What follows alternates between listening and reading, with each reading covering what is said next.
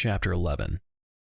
As he suspected, the dead-end shrine was a door, and the tiny leech statue that Rebecca had found fitted perfectly in the door's lock. There was a soft hidden click, and the door unlatched.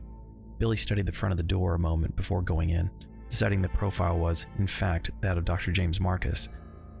He wondered why the leech man they'd seen on the train had looked like Marcus.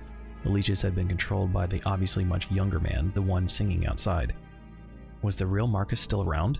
It didn't seem likely. That diary Rebecca had found, Marcus had been raving, paranoid that Spencer was coming for him, coming to take his work, and that had been 10 years ago. People that nuts usually weren't able to hold down day jobs. Rebecca was waiting. He set the minor mystery aside and pushed past the extravagant door with the barrel of the shotgun. A quick scan for movement, nothing, and he lowered the weapon, standing farther inside. "Wow," he said, hushed, looking around the room. It was an office, large, expensively fitted with built-in shelves and cabinets on one side. All dark, polished wood and beveled glass, an ornate fireplace opposite. The antique wood furniture, a low table, chairs, a big desk, was beautiful, the carpet plush, silencing his footsteps. He saw a door at the back of the room, behind the desk, and mentally crossed his fingers that it would turn out to be their escape route. Much of the room's light came from a huge aquarium that dominated the northeast corner near where he stood, painting everything with a watery bluish light, though the aquarium itself was empty. Billy frowned, stepped closer. Not empty. There was no fish, no rocks or plants, but there was a number of things floating on the top. Disgusting things, unrecognizable but no less grotesque. They appeared to be pieces of human flesh, but shapeless, boneless, like deformed, amputated body parts. Billy moved quickly on, disturbed by the pale floating objects. One of the wall cabinets stood open, and Billy walked into it, scanning the books inside. An ancient photo album lay on one shelf, and he picked it up. He knew he had to get back to Rebecca, but he was curious, wondering if the bust on the door meant that he was in Marcus's office. The photos were old, yellowed and curled. He turned a few pages, decided it was a waste of time. He started to put the album back, and a loose picture fluttered out. He stooped to pick it up, held it up to the blue, rippling light. The picture itself wasn't particularly interesting, a trio of young men in their 30s or 40s, all looking clean-cut and well-scrubbed, smiling at the picture taker. On the back, someone had written, "To James, to commemorate your graduation, 1939. Billy studied the photo, decided the young man in the middle could be James Marcus. Something about the shape of the head. He looked familiar, somehow. "That guy," he said, nodding to himself, the singer from the train. They hadn't seen him well, but he had the same stance, the same wide shoulders. He could be Marcus's son, or grandson. There was a puzzle here, and he was starting to think he'd just found another piece. If Spencer had overthrown Marcus, taken his work, wouldn't Marcus's son, or his son's son, want revenge? Maybe the viral outbreak hadn't been an accident. Maybe the guy with the leeches had done it. Billy sighed, setting the photo on top of the album. That was all good and well, but for all practical purposes, who gave a shit? He needed to be looking for a way out. He checked the desk for keys or maps, found nothing, and went to the room's second floor, thankfully unlocked. He pushed it open, felt his hopes dwindle. There was no big tunnel with a flashing exit sign. There was an art storage room. Looked like paintings stacked against walls, a few statues draped with sagging drape cloths. One statue was uncovered, a white marble piece that looked like one of those old Roman gods, seated against one flocked wall, its dusty gaze uplifted, a hand cupped near its belly, and holding something green. Billy walked over and took the small object from the statue's pallid fingers, smiling faintly when he realized it was another carving of a leech, this one in green instead of blue. Another key, perhaps another secret door, and this one might be their ticket out. Day 1. Administered tea to 4 leeches. Their single-minded biology makes them perfect candidates for this research, but they may be too simplistic to adapt. No immediate changes observed. The word 4 was underlined. In the margin, someone had scrawled "change sequence" in a spidery hand and circled it. It was part of a lab journal, mostly dates and numbers. Rebecca had been about to set it down when she'd seen that several phrases and words had been underlined on one of the last pages. She read on, looking for more of the marked passages. Day 8. A week now. Rapid growth to double their former size, signs of transformation emerging. Spawning successful. Their numbers doubled, but cannibalistic behavior had been initiated, presumably due to increase in appetite. Hastened to augment food supply, but lost 2. Numbers doubled and 2 were underlined. Day 12. Provided them with live food but lost half when prey fought back. However, they were learning from experience, beginning to exhibit group attack behavior. Evolution is exceeding expectations. Lost half was underlined. There were more marked entries, but Rebecca skimmed on, disturbed by the success of the strange experiment.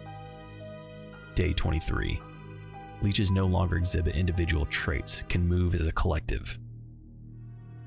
Day 31.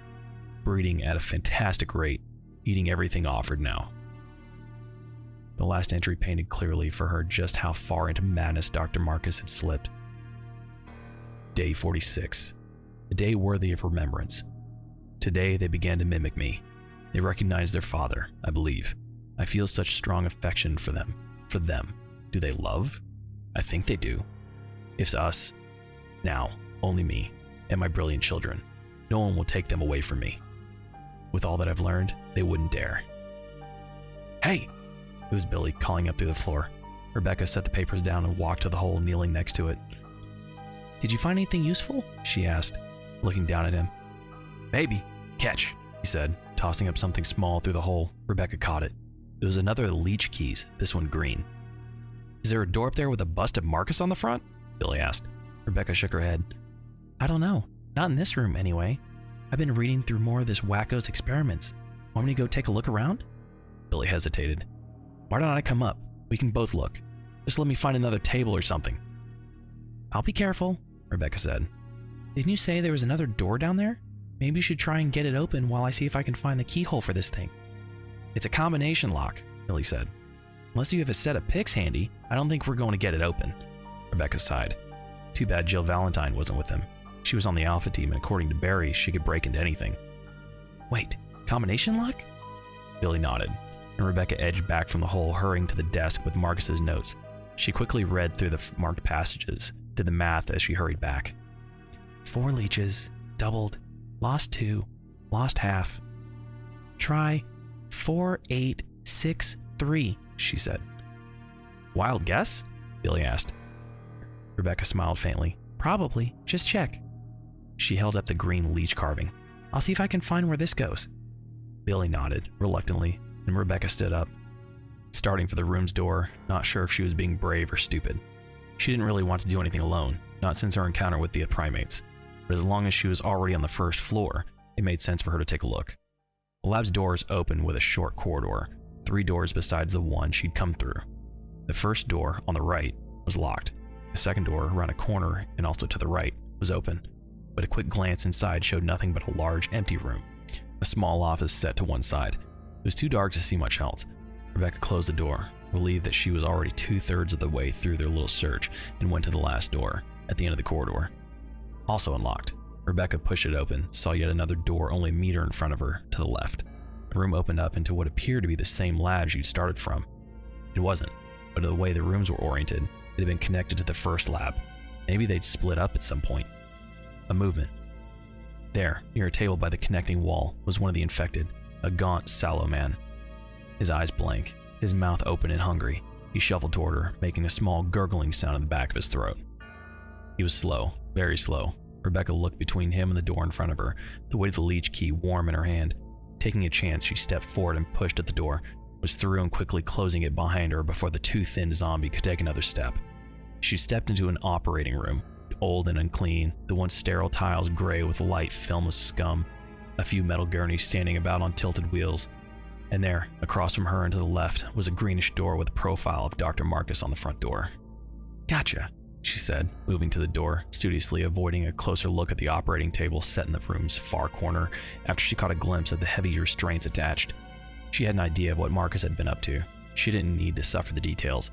The small leech fit perfectly into a depression just under the likeness of Dr. Marcus, and she heard the sound of a latch giving way. The door opened, and she took a step back, staggered by the smell, an odor she'd come all too familiar with. The narrow room was lined to both sides with morgue drawers, several of them standing open. There were 2 bodies on the floor, neither moving, but she trained her handgun on the closest at the same. Breathing shallowly, she walked inside. God, please let there be something worth locking up in here, she thought, stepping past an overturned gurney. And let it be in plain sight, if it's not too much trouble. There was no way she was going to search each drawer. At the far end of the room was an offshoot to the right. Rebecca stepped over the second body, turned the corner, trying not to gag at the atrocious smell. There was another metal gurney pushed to one side, and on top a single metal key. She picked it up, feeling a mix of emotion. She'd found something. It was good. But whoopee, another key. It could go anywhere. Could be the key to Marcus's summer home for all she knew. Maybe that first door in the corridor. Rebecca? She pocketed the key and picked up her radio, moving towards the door as she answered. Yeah, what's up? Over. She moved back to the operating room, stopping at the door that led back to the partial lab. She'd wanted to run through the corridor's entrance, avoid having to shoot that zombie if she could. There's no dial on the lock, Billy said, sounding irritated. I went back and checked Marcus's office, but I didn't see anything. You had any luck? Over. Maybe, she said. Let me check one thing. I'll meet you back at the library. Over. Careful. Over and out. Careful. Rebecca shook her head slightly as she clipped the radio back to her belt, astounded at how fast a relationship could change given the right or wrong circumstances. Only a few hours ago, she threatened to shoot him, had been convinced that he was ready to shoot her. Now, they were, well, friends? Was probably not the right word, but it was seemingly awfully unlikely that they'd end up killing one another. For the first time in a while, she'd wondered what her teammates were doing. Was the manhunt for Billy still on? Had they been looking for her? Or Edward? Or had they run into troubles of their own, been caught out by the fallout from the T-virus spill? And speaking of... She listened to the door a moment, heard nothing. Taking a deep breath, she pushed the door open, quickly stepping across the short distance to the next door, not even looking into the lab. She closed the door behind her. She heard a muffled wail of frustration and felt a surge of pity for the hollow-eyed victim. The guy had probably worked here, but she wouldn't wish the zombie sickness on her worst enemy. It was a bad way to go, hands down. She walked to the first door she tried, hoping the key would work, doubting it would. She supposed they'd have to do a more thorough search of whatever had unlocked, or just keep looking for something else. Another map, another key, another hole in a floor somewhere. It was disheartening to say the least. If they could turn anything up, they'd have to use the elevator again, take their chances above ground. She slipped the key into the door's lock and turned it, heard and felt the lock give. No shit, she mumbled, grinning, and opened the door. Something huge and dark leapt for her, howling. Billy waited at the hole between the first and second floors, idly wondering if there was a way to blow the dial lock door open with one of the magnum shells, and heard a terrible, inhuman cry echoing down from the first floor, followed by 2 shots. He didn't think to try the radio. He hopped onto the low table beneath the hole and hefted the shotgun through, then jumped after it, catching the edge of his hands. He doubted his abilities before, but now it didn't cross his mind that he might not be able to pull himself up. With a grunt of exertion, he lifted his body through the hole, first scrabbling to his elbows, then getting one knee up. He grabbed the shotgun and was on his feet in time to hear the animal scream again. A strange, unearthly sound, like a bird being shredded to pieces. He spent a half-second orienting himself, finding the door, and then he was running. He crashed through the door into a hall, and there was Rebecca, backed against the wall opposite. One sleeve of her shirt torn, her arm scored with 4 deep scratches, pointing her weapon at... What the hell? At a monster, an immense reptilian monster. It was humanoid, hugely muscled, its pebbled skin a dark, noxious green. Its arms were so long that its clawed hands almost touched the floor. When it saw Billy, it dropped its thick claw and screeched again, small eyes in its flat, sloping skull practically glowing with malevolence. A thin stream of dark blood flowed from its upper chest, one of Rebecca's shots, but it didn't seem to be overly affected by the wound. Try this, Billy thought, bringing the shotgun up as Rebecca open-fired again. He blasted the creature full in the face, pumped the weapon and fired again, not wanting to see what the first round had done. And the thing's face was gone, splashed across the wall and the floor behind it, its heavy body toppling. A frothing river of blood poured from the shreds of its neck, from what little was left of its head. A bit of jawbone, of teeth, tatters of dark flesh. Billy didn't move for a few seconds, listening, searching for another sound, another movement, but there was nothing. He turned his attention to Rebecca, who was gripping her injured left shoulder with her right hand. Blood seeped from beneath her fingers. The pack on my belt, she said. There's a bottle of antiseptic wash in there, some bandages and tape. It just clawed me. It didn't bite. She looked pale, wincing as Billy cleaned her wound and taped it, but she bore up well, taking the pain rather than giving in to it. It was bad, probably needed stitches, but it also could have been a lot worse. When he was finishing up, she nodded toward the half-open door across from them. It was locked in there. The thing, I mean. She sounded shocked, dazed. Billy walked to the door, wanting to be in the way of anything else that might have come popping out. He stopped at the headless monster, stood looking down at it. Kinda looks like the creature from the Black Lagoon on steroids, Billy said, glancing back, hoping for a smile. He got one, shaky but real, and once again, was impressed with her fortitude. It was rare to be able to recover so quickly from an unexpected attack, especially by a nightmare like the monster in front of them. Most people would be shaking for hours afterwards. Rebecca moved to stand beside him. She nudged to one of the creature's bulky legs with her boot. "Amazing," she said. "Things they were doing out here. Genetic engineering? Recombinant viruses?" "I think psychotic is the word you're looking for," Billy said. She nodded. "Can't argue with that. Let's see if it was guarding anything important." They stepped around the creature, Rebecca explaining what she'd found on the rest of the floor as they moved into the room. It was a kennel of some kind, but Billy was fairly certain had been used to board dogs. They were stacks of steel bar cages, many of them fitted with restraints, and the smell in the air was that of wild animals, a gamey, rank odor. "Which is where I found the key to this room," she was saying. "I was hoping that it meant there was something useful in here."